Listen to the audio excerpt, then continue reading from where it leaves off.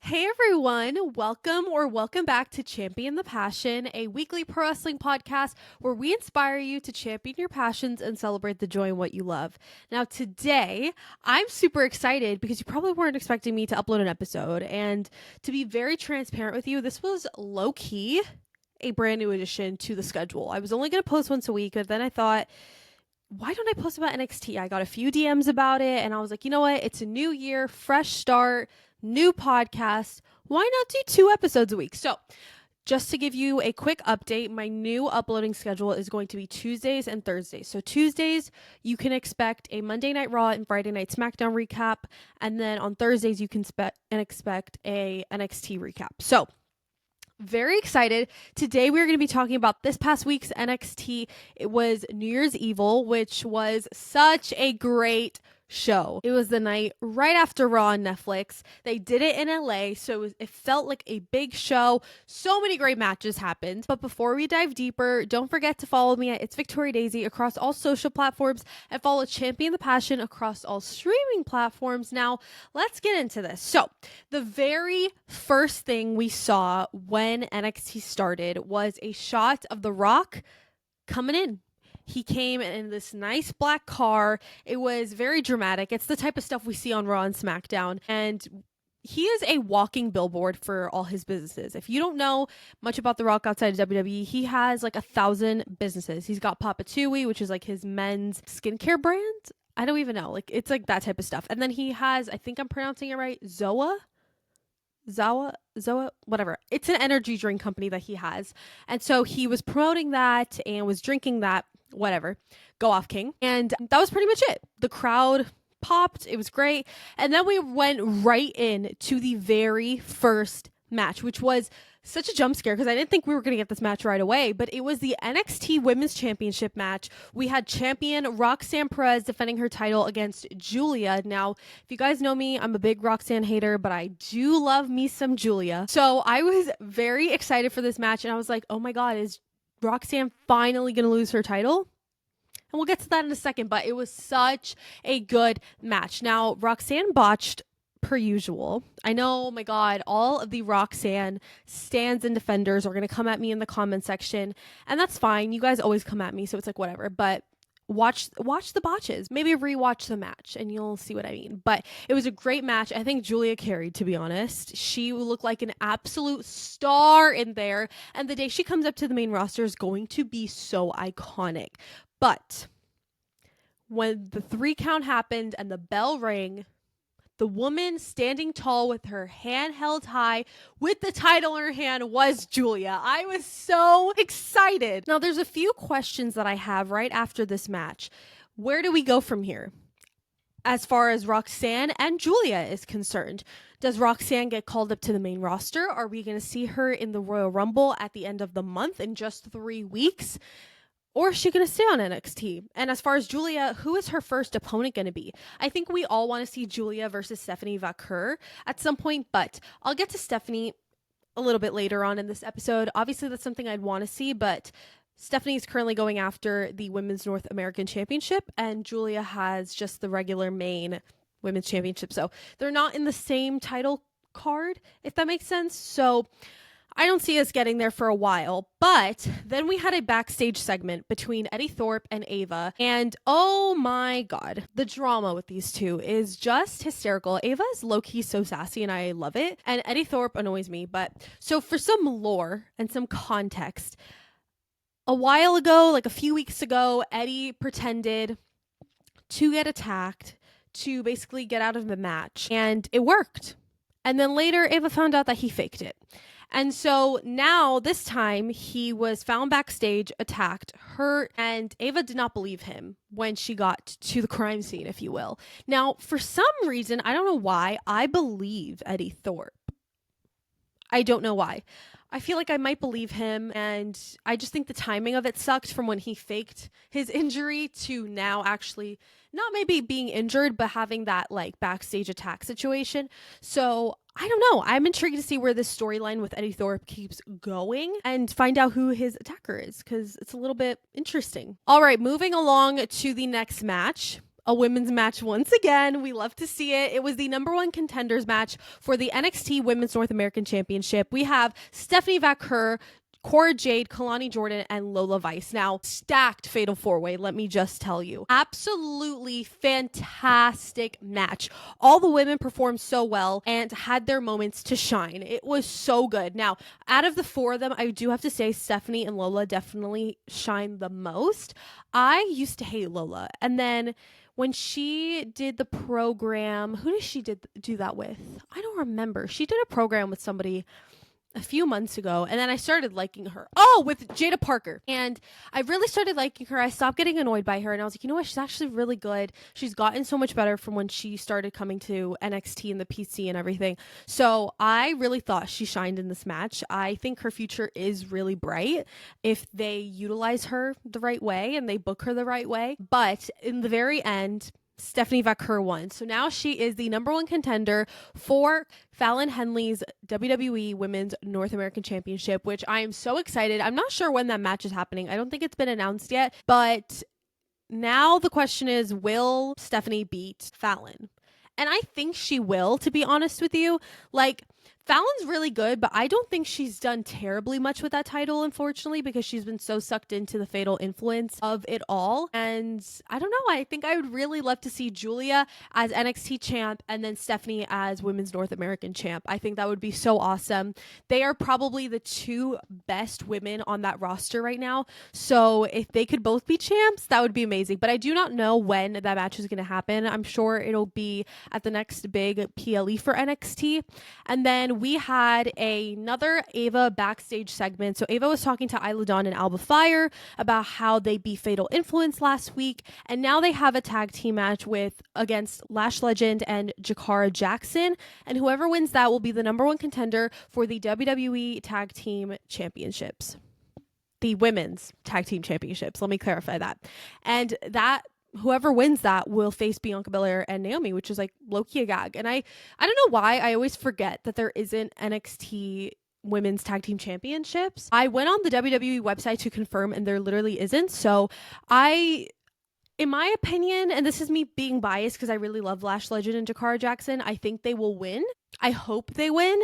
I think that would be iconic to have Lash Legend, Jakara Jackson, Bianca, and Naomi. I feel like all four of their styles of wrestling are similar but different. And I feel like that would be such a phenomenal match. I feel like Naomi is very athletic. Bianca is a powerhouse. And I feel like that's the same for Lash and Jakara. Jakara is the very athletic one. Lash is the powerhouse out of the two. And I think that match would be so interesting. Plus, to be honest with you, I'm not crazy about Alba Fire and Isla Dawn. I don't think they have much of a character. I think they tried doing something with them that was like Harry Potter, Hocus Pocus-y, and it didn't really work out that well. No one really cared about it, but people do really love Metaphor and Lash and Jakara, so I would really love to see that. And then we went into a 6-women's tag team match. We had Fatal Influence versus Shotzi, Tatum Paxley, and Gigi Dolan. Now, oh my god, this was such a good match. I didn't expect this to be as good of a match as it was. Let me first start by saying I love the pairing of Shotzi, Tatum, and Gigi. When Toxic Attraction ended, 2 years ago at this point, I really wasn't sure what was going to be left for JC and Gigi. I know there was rumors and talks about having a new leader for that faction, but nothing ever really happened. They went their separate ways, and I think they tried running a program with them, but no one really cared too much. And then now JC Jane is in Fatal Influence with Fallon Henley and Jackson. No, what's her name? Jasmine Nix. Literally almost called her Jackson. And then now Gigi is with Shotzi and Tatum. So I honestly really love the pairing of, like I said, Tatum, Gigi, Shotzi. I think they are all very similar vibes. They're not spooky. They're not spooky, but they're a little bit twisted. Think of Alexa Bliss's character when she was still with Bray Wyatt. That Firefly Funhouse type of thing. And I love that. And I think it works really well. I feel like sometimes characters like that are very hit or miss. Like with Wendy Chu, no one really cared about her. And she had a very similar gimmick. But I think with these three, it could work really well. And I think they could do what Toxic Attraction could never. And I don't want to compare them to Toxic, but I don't know if they book them the right way, they push them, the fans get more behind them. I mean, they could be something. There was lots of fun spots and moments in this match, and then eventually Shotzi, Tatum, and Gigi won. And one thing I want to mention that I really love and admire about Shawn Michaels booking and NXT is the fact that on a big show like this, not only is it just New Year's Evil, but it was the night right after Raw on Netflix. That's a very big deal. This was in LA, so it wasn't in Orlando at the PC. And everyone was going to be watching the show, especially because The Rock was on it. And the fact that they decided that the first 3 matches were going to be women's matches, to put them on the forefront of the product, they were all wonderful showcases of the talent and incredible matches. And main roster needs to take some notes because I think NXT has the best women's division in all of wrestling. Fight with the wall. I don't care. I stand on that. And if you don't believe that, then you need to watch more NXT because you've got Julia, Stephanie Vaquer, Zarya. I believe Jordan Grace is signing with WWE if she hasn't already. You've got Lola Vice. You've got Cora Jade, Jada Parker. I mean, I could keep going on. And I know main roster women are beloved and it's people we grew up with and yada yada, but this is the future. And the future is so incredibly bright. Also for the men's division as well. Like, I am so excited for the day that all these people go up to main roster. It's going to be a game changer. All right, now we have a really fun backstage segment to talk about. We've got Ethan Page and The Rock.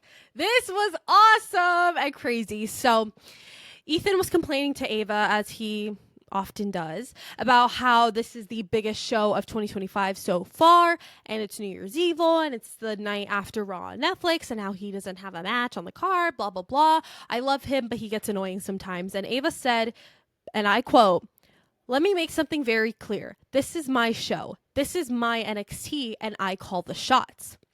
Then The Rock comes into the mix. He comes into the frame and introduces himself to Ethan and vice versa. And I was like, okay, period. First of all, the fact that you can brag and be like, yeah, my dad's The Rock. Hello? That is the biggest flex of all time. And so The Rock said to Ethan, "I've heard a lot about you, but not all good." And then The Rock was basically saying how it was so great meeting everybody backstage at NXT, and it's great to meet him. And he says if Ethan or anybody needs anything, they can go to him. And then he goes, "Let me make something clear." This is a direct quote from The Rock. He said, "I am the final boss, like the final boss. But on this show, NXT, Ava is the final boss. So if you and I are going to be cool, and I want us to be cool, then you and her got to be cool. Cool? I'll see you on the main roster one day." You cannot tell me that they don't have big dreams and plans for Ethan Page. A few months ago, he had a backstage segment with CM Punk, and now with The Rock, and he's already been champion. Like, you cannot tell me that this man isn't going to main event WrestleMania one day. I'm so dead set on that. That is going to happen. And first of all, how cool is that to have a backstage segment with The Rock? And him saying, "I hope I'll see you on main roster one day." Like, what? That is so cool. So, and then Ethan Page left, and then The Rock said to Ava, he was like, "Can I get some advice? You know, I'm going out to the crowd later, and I don't know what to say." And this is a direct quote from Ava. She said, "You have been in front of millions of crowds, but none like NXT. Their passion is different. You might not know what to say, but when you go out there, you're going to feel it in your heart." And I love that. I thought that was so good. As someone who can attest, I have been to dozens of WWE shows, main roster specifically. I've gone to PLEs, Raw, SmackDown, house shows, the whole thing. But I live in Orlando, so I do have the privilege of getting to go to the PC, the WWE Performance Center, where they do NXT. So I've been to NXT a gazillion of times, and I can attest that she is speaking facts. There is nothing like NXT. It may be only a couple hundred people, but you know what? The passion is different. I've been going to NXT for probably 2 or 3 years now, and there are people who literally go every week and never miss a week. There are people that go right now that I've been seeing going for years. They are dedicated, passionate fans that are like no other, and so she is so right. And we'll touch on what The Rock did when he came out to the crowd later on when we get to that point. But the next match was the NXT Heritage Cup Championship match that was between Charlie Dempsey and Lexis King. Now, this was a pretty good match. I will say there was lots of entertaining athleticism, which I loved. Lexis King honestly he is a king. He is great in the ring all around. He obviously has a little bit more developing to do, just like everybody else down there. But my God, I honestly thought this was a pretty good match. It kind of surprised me, to be honest. But it was kind of short, which I was like, okay, maybe you could have given it a few more minutes. But at the end, Lexis King won, and I love how they are continuing to build up Lexis. He deserves a big push soon, especially when the roster clears up a bit. And when I say the roster clears up, I mean when people start getting called up to the main roster, and that is probably going to happen. You know, Royal Rumble season is here. Royal Rumble is in 3 weeks. So I'll touch on that at the very end when I give my overall thoughts and when we get closer to the show. But I do anticipate to see a lot of NXT stars there. Maybe. We'll see. All right. And the main event of NXT New Year's Evil was the NXT Championship match where Trick Williams defended his title against Obafemi. Now, holy crap. This is one of those matches that is like a dream match, if you will. This was a 10 out of 10 banger. Two powerhouses absolutely going at it. Definitely main event worthy, and it was put in the right spot of the show, to be honest. And I could not say any more great things about just the match alone, but also them as performers. It was amazing. And in the end, a slightly shocking W for Obafemi. I don't know what made me think Trick was going to keep the title for a little bit longer. I mean, he had a great reign, when was it? Last year, and then he lost the title, and then he won it again, and then he just lost it now. You know, it's definitely been a little bit of a rockier ending to his NXT career, if he is getting called up. If not, then I guess he's staying in NXT. But I do feel like he has what it takes to be on the main roster already. I would love for him to go to SmackDown so that him and Melo can run it back, but another topic for another day. And now this leaves the question, what does this mean for Trick? Like I mentioned, is he going to get called up? Will we see him and Roxanne at the Royal Rumble in 3 weeks, since they both just lost their titles? I'm not really sure. And also, who will Obafemi's first opponent as champion be? I think there's a lot of different people it could be. So please let me know your thoughts down below in the comments. If you're watching on Spotify or YouTube, there is a comment section that you can let me know your thoughts, because I want to hear them. All right, now my overall thoughts of NXT New Year's Evil. I thought it was a phenomenal show. Now, NXT is never a hit or miss. It is always a hit, okay?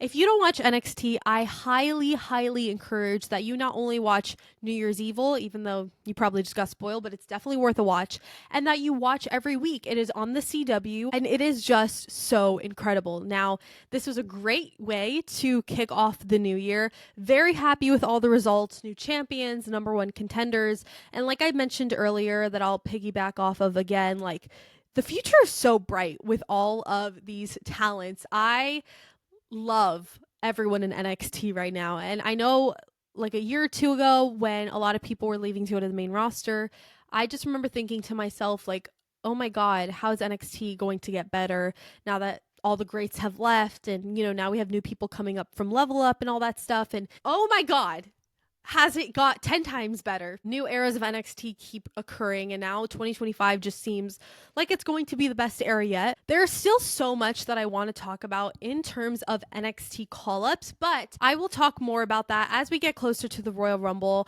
In my Royal Rumble preview, I will be predicting all of the possible NXT call-ups or appearances that we could see in the Rumble, so I won't touch any more on that today, but thank you guys so much for listening or watching to this episode of Champion the Passion. You guys have shown me so much support with this podcast. This is just week 1 and episode 2, and I'm just so excited that now I will be covering NXT, especially for those who might not watch as much. Hopefully this encourages you to watch them.